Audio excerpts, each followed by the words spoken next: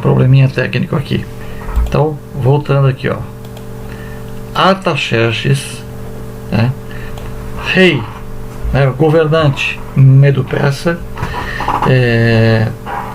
fazendo alusão à estátua, que o sonho de Nabucodonosor, quando ele tem uma visão da estátua tão famosa, a gente em algum momento pode ser que a gente venha falar, no sonho de Nabucodonosor, o Daniel mesmo, ele revelou que após o Império Babilônico viria o Império Medo-Persa, tá? Olha que interessante, ele revela, ele desvenda o sonho do império que ele vivia, e ele já anuncia qual seria o novo império.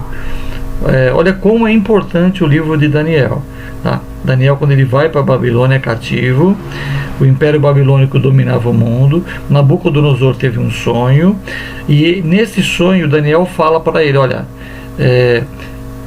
a cabeça da estátua, né, de ouro é o teu império, e nenhum império será tão grande, tão formoso, tão unido, tão espetacular como o Império Babilônico.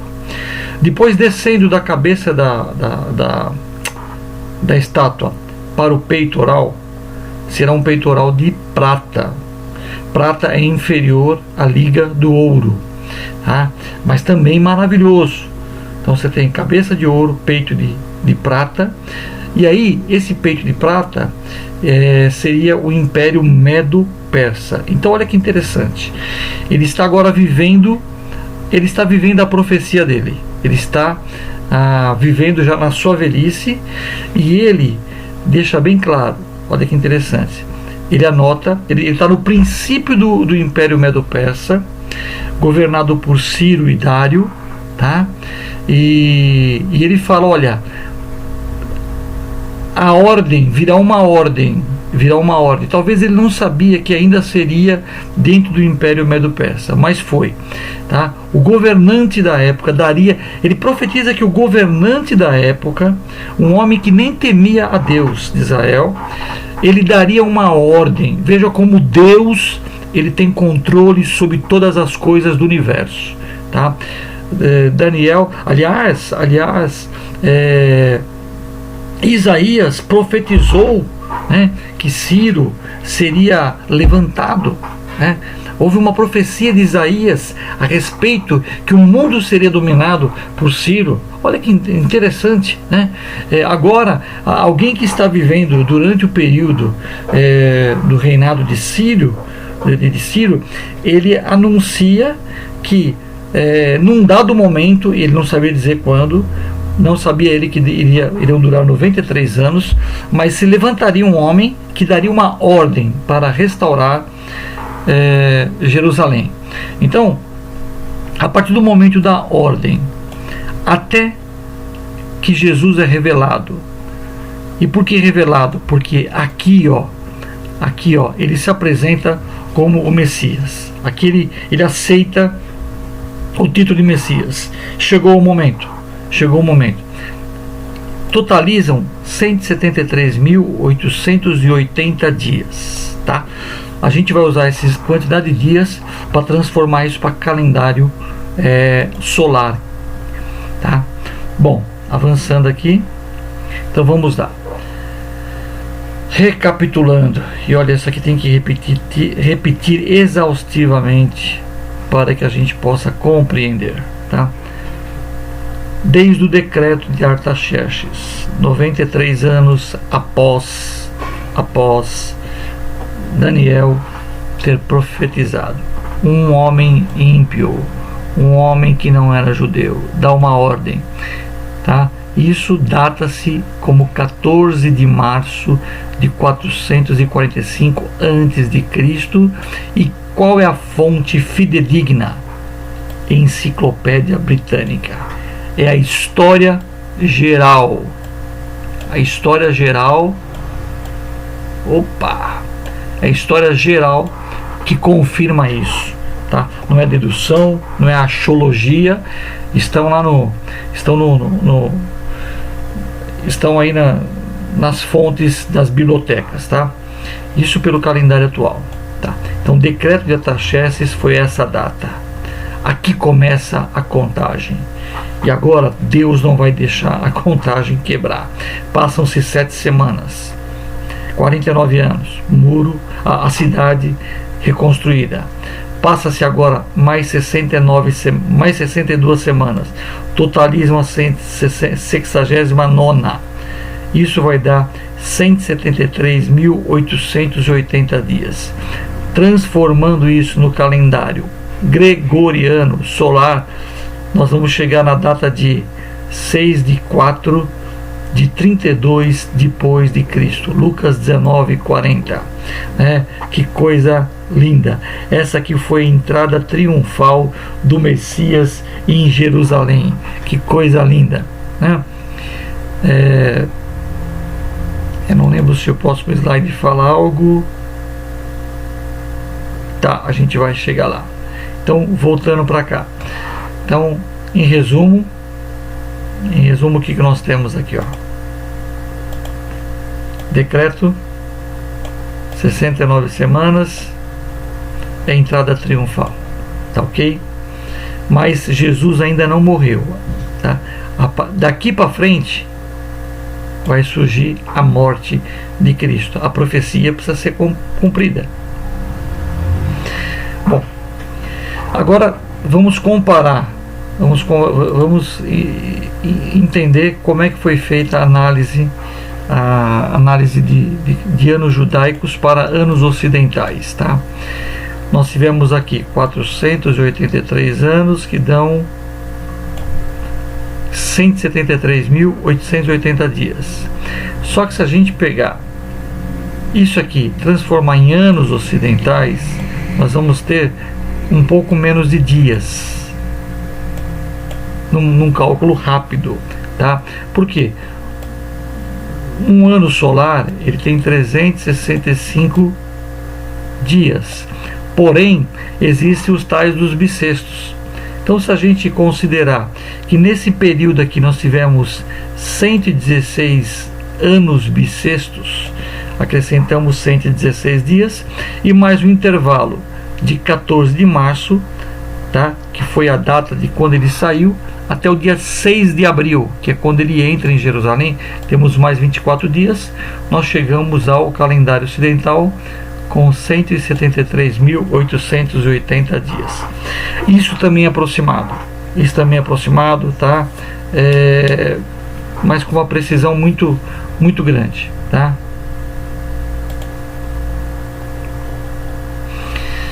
Então, o que a gente deduz de todas essas coisas aqui, ó, tá? Há um ceticismo muito grande, mas olha, Jesus, ele era inegavelmente o Messias. Pegue todas essas situações, é muita coincidência para acontecer isso aí, ok? Ele era inegavelmente o Messias, tá? Nós estamos só falando de profecias, das profecias de Daniel, tá? Nós estamos usando anos, dias, meses, estamos se baseando por uma profecia, tá? Sem contar inúmeras profecias que há no Velho Testamento anunciando. Não é só isso que valida, não é só isso que legitima Jesus como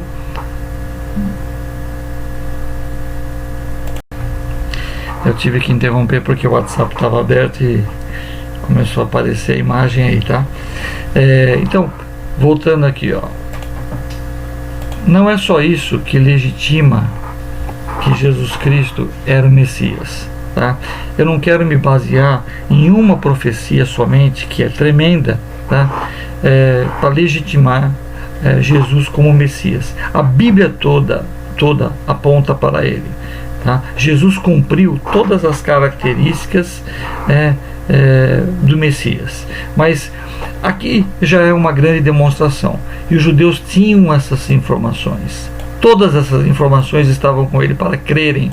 Não creram porque a visão estava encoberta, foram endurecidos também, porque eram duros de coração, rejeitaram os profetas, né?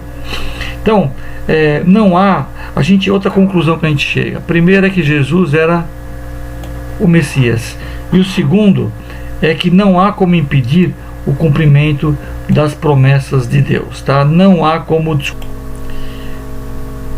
não tem como impedir o cumprimento das promessas de Deus, tá?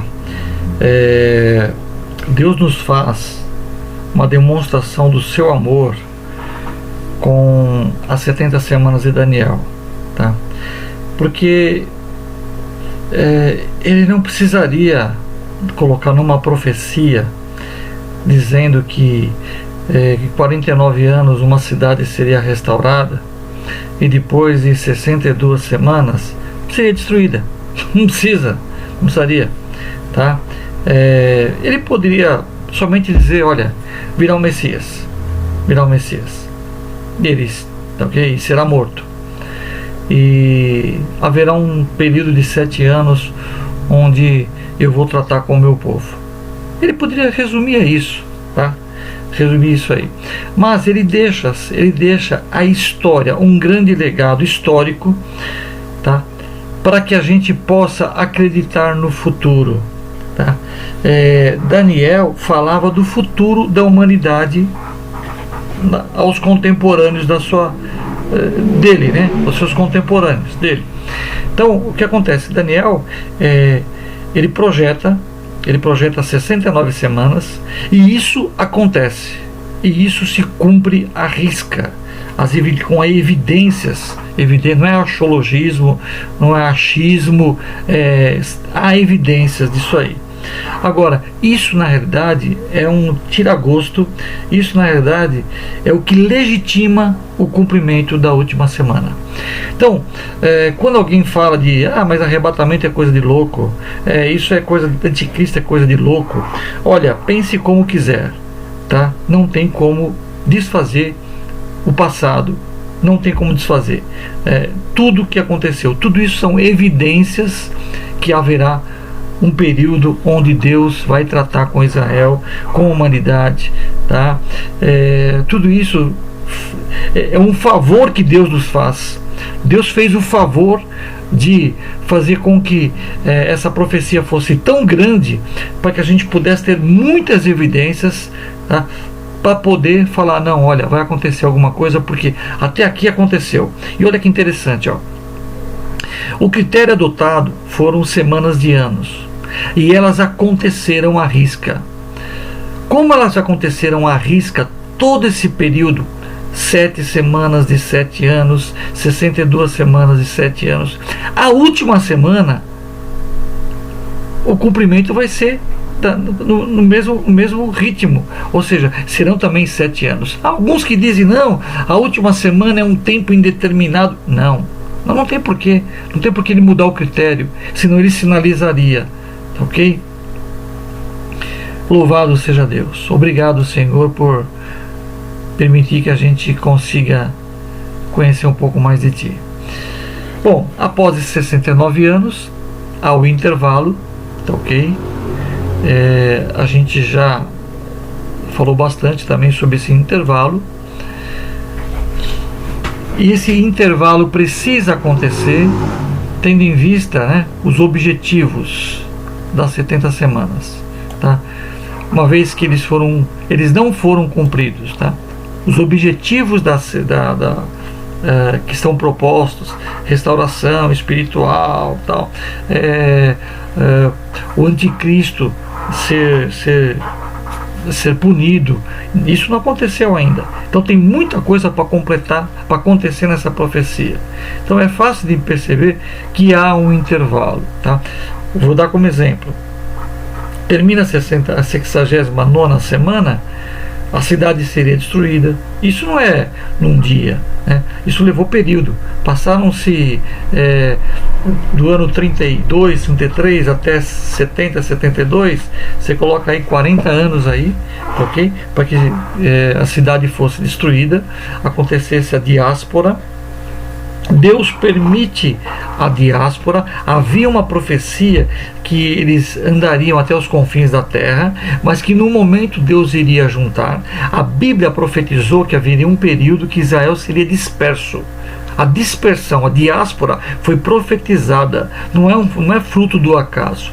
E aí o que acontece? Quando nós citamos que Israel se forma em 1947, 48, ele forma novamente como nação, tá?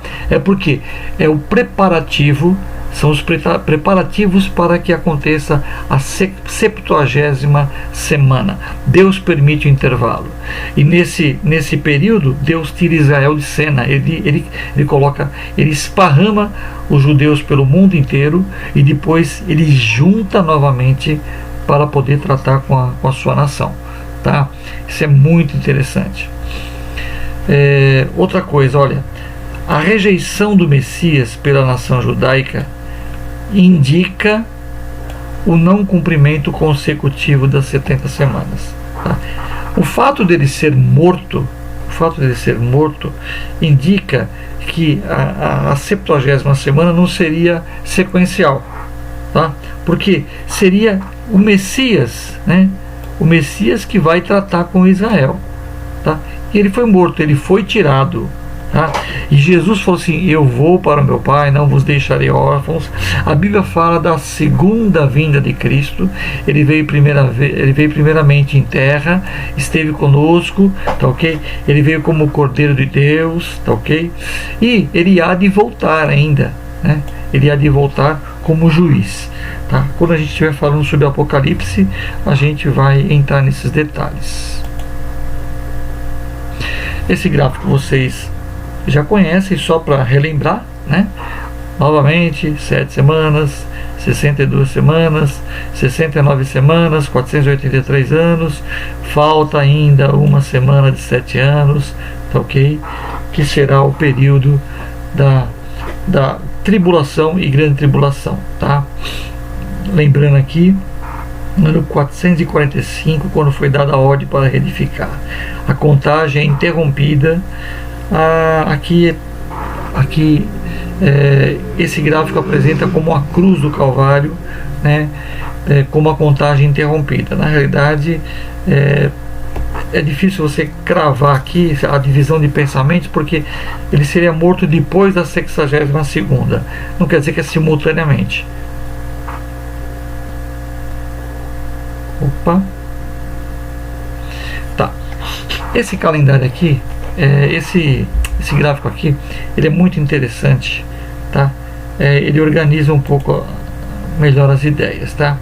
O que a gente vê nele? A gente já sabe da ordem para edificar Jerusalém, tá ok? Restaurar muros, cidade, templo, tá? Vamos colocar dessa forma aí. Ele acrescenta aqui o templo, né? Aqui nessa data, Jerusalém foi reedificado, tá? Quem dá essa ordem aqui é um ímpio, um homem que não é judeu, ok? Isso totaliza, né, daqui até aqui, totalizam 483 anos calendário lunar ou 477 anos calendário gregoriano ou solar, tá ok? Aqui a gente vê a morte de Cristo. Nesse momento, um detalhe aqui, ó, 490 anos seriam 70 semanas e 483 anos seriam também, só que pelo calendário gregoriano, tá ok? Bom, a partir do momento da morte de Cristo aqui, do cumprimento da 62ª semana, a gente tem uma lacuna profética, que é o período da igreja, que a gente vai analisar daqui a pouco. Tá? Acontece o arrebatamento da igreja aqui. Esse gráfico não é muito legal porque ele não mostra um período de preparação, tá? O arrebatamento da igreja, eu não acredito que ele será simultâneo. A 70ª semana não será simultâneo. Nós já vimos um gráfico que mostra que aqui haverá um tempo de preparação, tá? Nós temos no final da última semana a batalha do Armagedon, onde a situação vai ficar estreita para as nações que se levantaram contra Israel. Nesse período aqui, ó, da última semana, Deus trata com Israel. A igreja não está aqui. Haverá aqui salvação? Haverá sim salvação, tá? 144 mil judeus pregando o evangelho, anunciando Jesus como Salvador, tá? Vidas serão salvas, mas não com a facilidade que nós temos hoje na época da graça, na plenitude dos gentios. Hoje é muito fácil ser crente, mimimi, me dói. Hoje é muito fácil, tá? Isso aqui, perto do que vai acontecer aqui, não é nada. Tem muita gente aqui sofrendo, viu? Quando eu falo crente mimimi, não estou dizendo que na totalidade. Tem pessoas na época da igreja, não se escandalize com o que eu vou falar. Tem pessoas que sofreram mais do que Jesus. Sim, pessoas foram lançadas nas arenas para serem mortas, pessoas foram decapitadas, pessoas foram torturadas até a morte, pessoas viram seus filhos serem mortos, foram espancados, pessoas foram entregues à fome, à sede. Olha lá Hebreus quando fala os heróis, olha a história de todos os apóstolos, todos eles morreram, com exceção a João, que teve morte natural. Todos eles foram mortos de uma forma assim terrível. Então, quando eu falo crente mimimi, eu estou falando de uma grande maioria que qualquer coisinha eu não estou aguentando mais, a luta está muito grande, entendeu?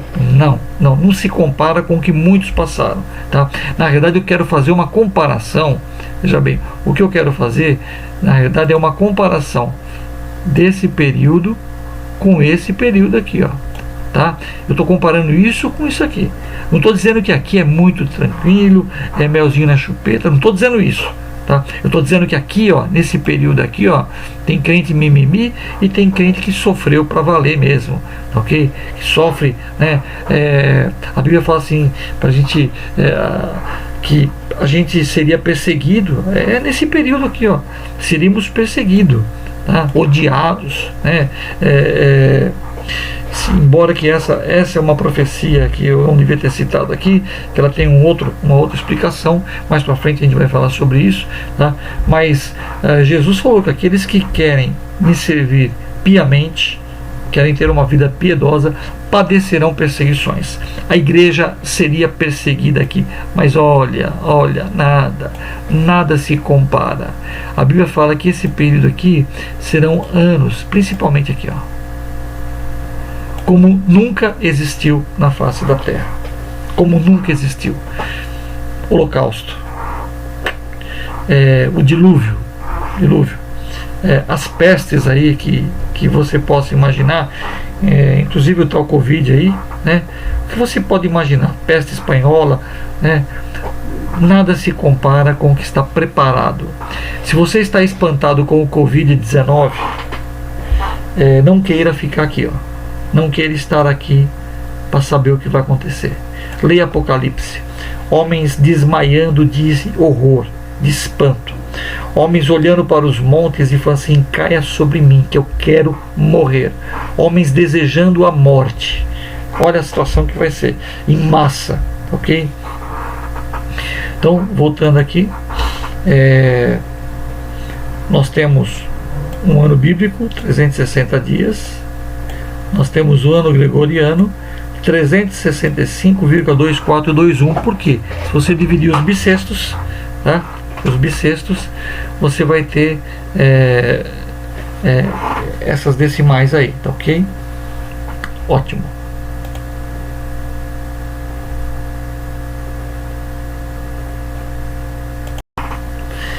Continuando aqui, esse gráfico aqui, ele é muito interessante, tá?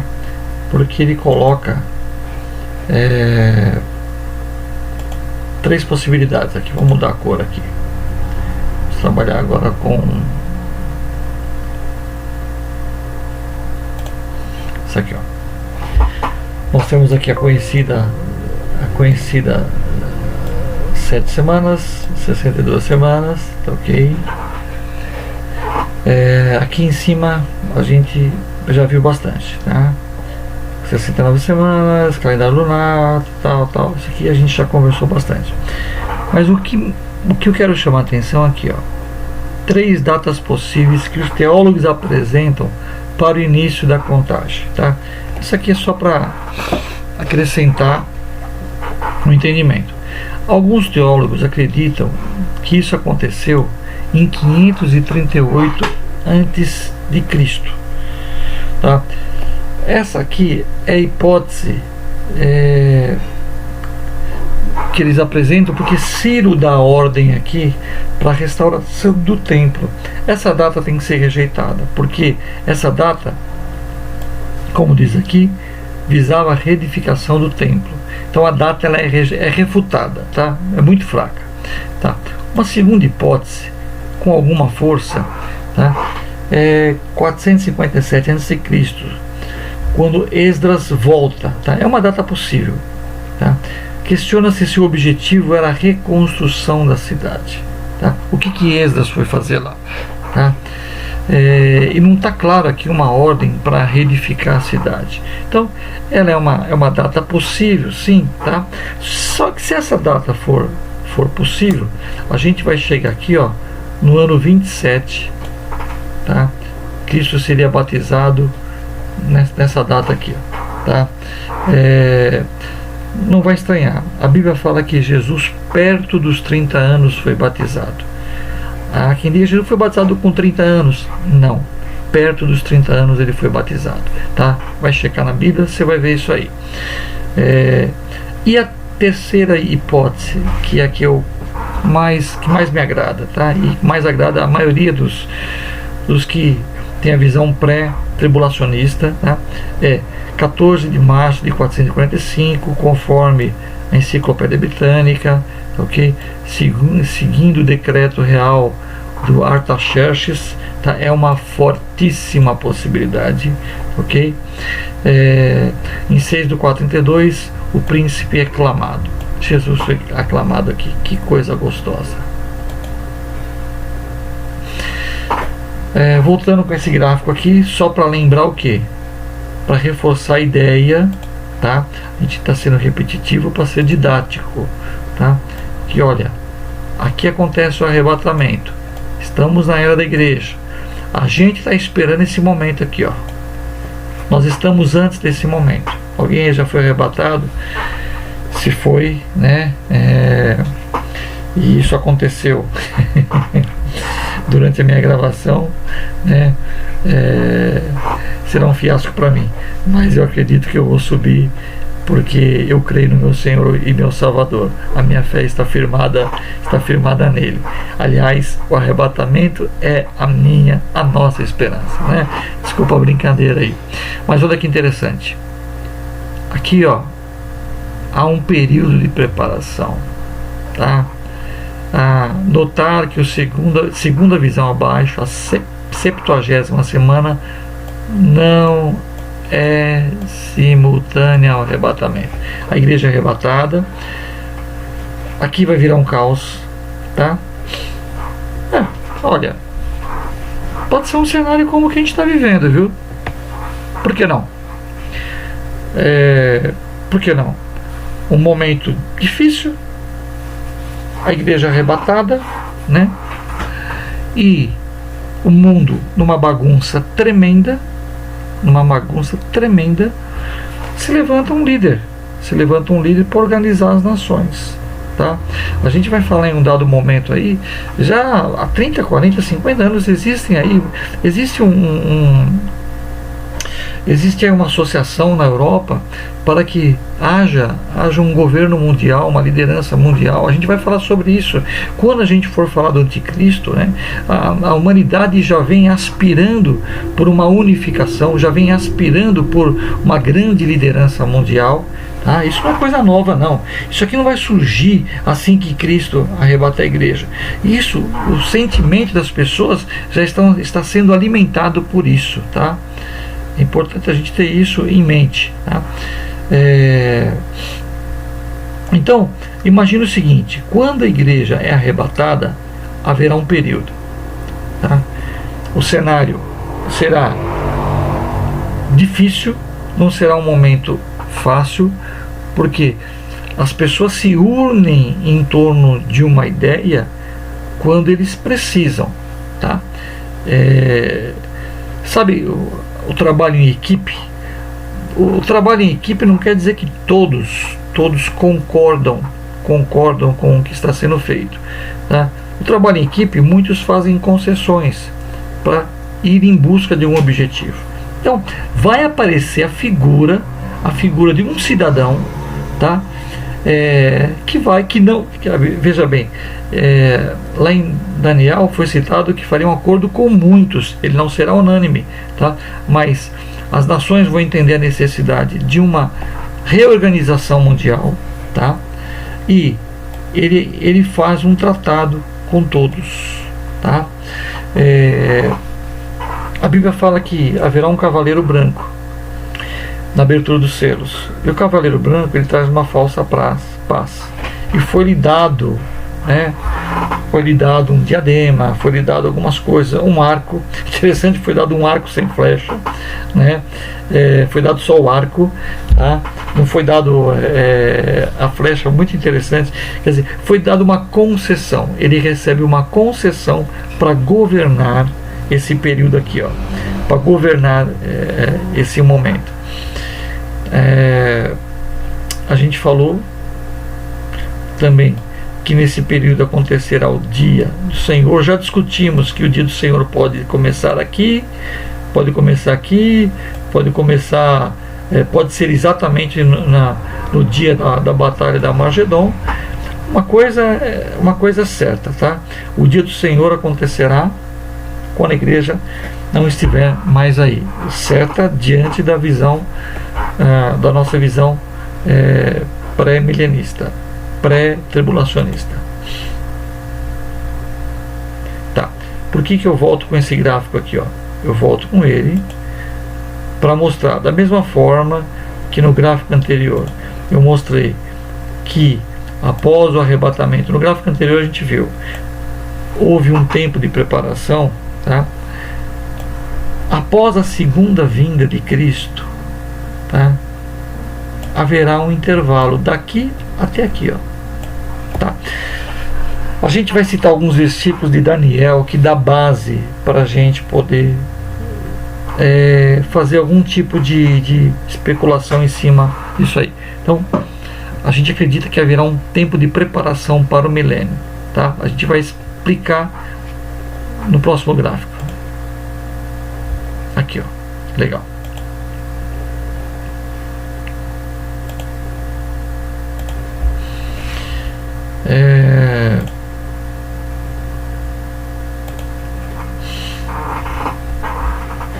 Nós temos aqui, ó, o príncipe que há de vir. Olha que gostoso aqui, ó, tá? A igreja é arrebatada. A igreja é arrebatada. E o príncipe que há de vir, o anticristo, já começa as suas especulações. Um trabalho de convencimento, tá? Ou alguém está achando que a igreja vai ser arrebatada no primeiro dia, ele já sai governando o mundo? Não. Ele vai começar o seu marketing pessoal, vai começar fazer as suas visitas, tá? Tem gente que fala que é A, é B, o anticristo. Olha, eu não vou entrar nessa situação de ficar achando que é de tal religião, de tal lugar do planeta. Eu não vou entrar nesse ponto. A Bíblia fala que ele vai existir, tá ok? Quando a gente for analisar sobre as bestas, tá? O chifre pequeno, o chifre grande, a gente vai falar um pouco mais da figura do anticristo e das possibilidades, tá?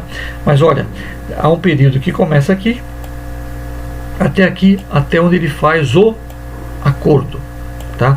Que duram 3 anos e meio, tá? Aí nós temos aqui a batalha do Armagedon, e nós temos aqui a preparação para o milênio, tá? Nesse momento aqui, ó, aqui vem a Armagedon. O adversário é preso.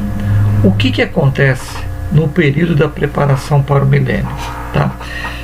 Em Apocalipse, eu quero ler para vocês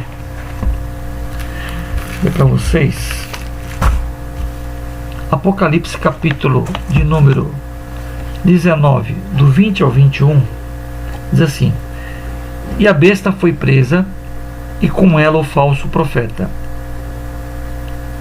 que diante dela fizeram sinais, com que enganou os que receberam o sinal da besta e adoraram a sua imagem. Esses dois foram lançados vivos no ardente lago de fogo e enxofre.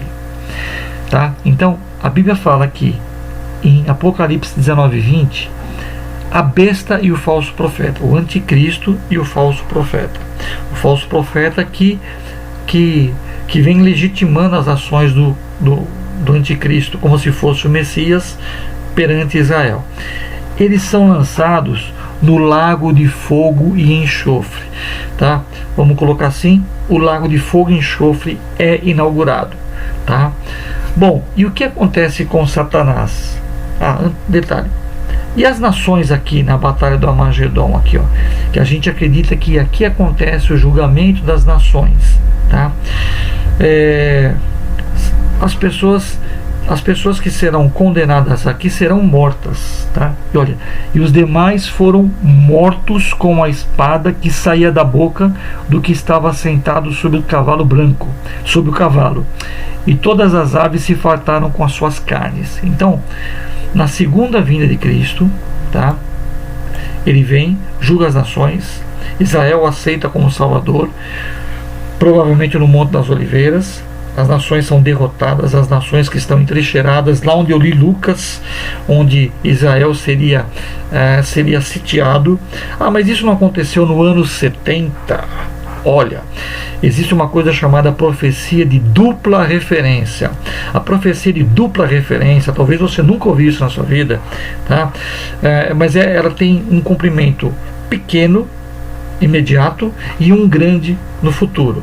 Eu vou dizer uma coisa para você como exemplo. Aconteceram fatos na vida de Isaías, que ele estava profetizando acerca de Jesus, que as pessoas achavam que era para Isaías, que Isaías profetizou para si mesmo, e não é.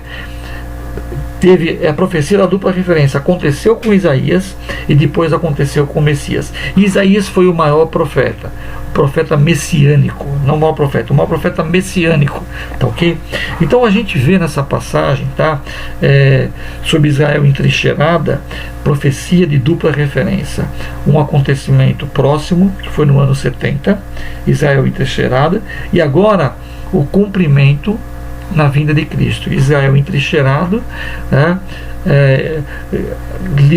As nações comandadas pelo anticristo e toda a bagunça que vai estar um caos mundial, todo mundo brigando, se odiando, tá?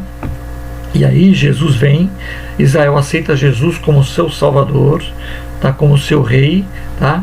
E aí ele manda, acontece o julgamento das nações, tá? E as nações que são mortas, né, são lançadas aonde? E os demais foram mortos com a espada que saía da boca, tá?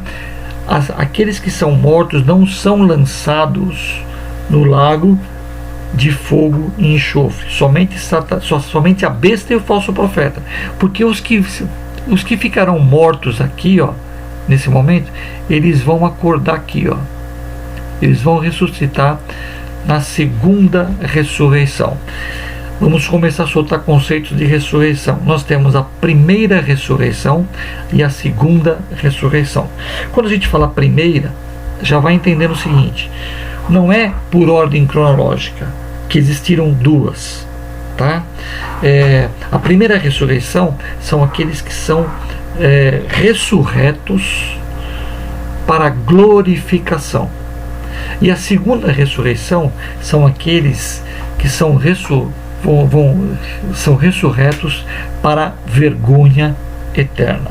Então existem dois tipos de ressurreição: uma ressurreição dentre os mortos, tá? A ressurreição dentre os mortos, onde é selecionado, tá, ok? E ela acontece em algumas etapas dentro do período cronológico. Então não ache que a primeira ressurreição ela acontece somente aqui no arrebatamento da igreja. Ela acontece aqui, ó. A Bíblia fala que aqui acontecerá também ressurreição, tá? No período da grande tribulação, pessoas vão morrer aqui, ó. Pessoas que aceitaram Jesus e vão sofrer. Essas pessoas vão ressuscitar aqui, ó. Tá ok? Vão ressuscitar aqui, tá? Os santos do Velho Testamento, Daniel recebeu uma promessa que a sorte dele estaria nos últimos dias, tá? Daniel não vai ressuscitar aqui, ó. O camarada lá que trouxe a profecia, ele faz parte da antiga aliança, ele faz parte da aliança de Deus com Israel. O arrebatamento é para a igreja. Agora, ele vai ressuscitar aqui, ó, né? Quando Deus fala para Daniel, lá vai Daniel, né? Sela essas palavras, porque ela será para os últimos dias. Aqui Daniel vai ressuscitar e ele vai poder contemplar o cumprimento das suas profecias, tá? Outra coisa que é interessante aqui, adversário é preso. Em Apocalipse capítulo, deixa eu ver aqui, 20, versículo 2, fala assim: e ele prendeu o dragão, a antiga serpente, que é o diabo e Satanás, e amarrou por 1000 anos. Satanás, ele é preso por 1000 anos, tá? 1000 anos. Nesse período o Senhor Jesus reina sobre a terra. De Sião virá a lei, tá? Israel, capital mundial. A gente vai falar sobre o milênio depois, tá? Satanás aqui, preso por 1000 anos. Milênio, 1000 anos de paz, sob a governança de Cristo e da sua igreja, ok? Próximo dos 1000 anos, né? Satanás é solto, o adversário é solto, e ele engana as nações. Entenda que aqui no milênio pessoas vão nascer, ok? Entenda que daqui da grande tribulação pessoas estarão vivas, que vão entrar para o milênio, ok? Que não morreram, tá? Aqueles que foram arrebatados aqui foram transformados. Então aqui no milênio a gente vai ter pessoas com o corpo transformado e pessoas com o corpo natural, tá? E outra, haverá nascimentos aqui também, tá? As nações amigas de Israel entrarão aqui no milênio, tá? No julgamento das nações, é isso. As nações que ajudaram Israel e as nações que foram contra Israel. O julgamento das nações não é em relação à igreja, né? É em relação ao tratamento com Israel, as nações amigas, tá? No final do milênio, as nações que eram amigas poderão ser enganadas, tá? Os habitantes do milênio, que nasceram no milênio, tá? Terão um encontro com Satanás. Satanás ele vai tentar, ele vai ser solto, porque aqui ele está amarrado, aqui ele vai ser desamarrado, tá, ok? E muita gente vai dar ouvido para ele. Aí o Senhor, acontece a batalha entre aspas de Gog e Magog, o Senhor destrói, e a gente já citou alguma coisa, sobe o trono branco, né? E o juízo final, tá, ok? Cabe aqui um comentário. Eu vejo muitas pessoas falarem a respeito de tá amarrado. Olha, a Bíblia fala que em breve o Deus de paz, oh aleluia, pisará Satanás. Ele ainda está atuando, né? Ele não está amarrado. Não é porque você fala, você está amarrado, que ele vai ser amarrado. Não brinca com isso, tá? As nossas ferramentas, né? Nós temos uma armadura de Deus, capacete da salvação, couraça da justiça. Nós somos soldados. Você não vai vencer Satanás, né? As hostes espirituais falando está amarrado. Você vai suportar, você vai combater no nome do Senhor Jesus. E o Senhor Jesus, ele sim,